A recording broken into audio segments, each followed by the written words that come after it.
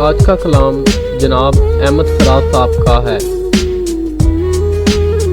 رنجش ہی سہی دل ہی دکھانے کے لیے آ، رنجش ہی سہی دل ہی دکھانے کے لیے آ پھر سے مجھے چھوڑ کے جانے کے لیے آ۔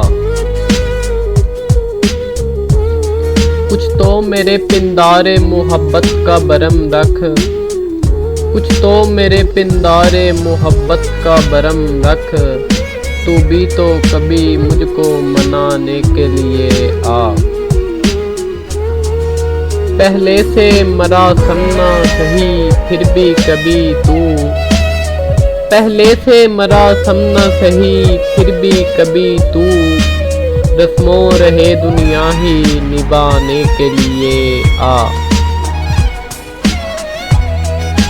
کس کس کو بتائیں گے جدائی کا سبب ہم، کس کس کو بتائیں گے جدائی کا سبب ہم، تو مجھ سے خفا ہے تو زمانے کے لیے آ۔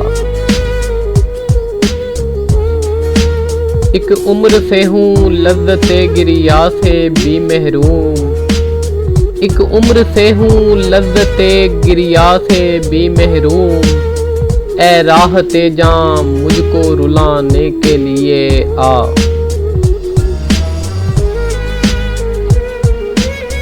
اب تک دل خوش فہم کو تجھ سے ہیں امیدیں، اب تک دل خوش فہم کو تجھ سے ہیں امیدیں، یہ آخری شمعیں بھی بجھانے کے لیے آ۔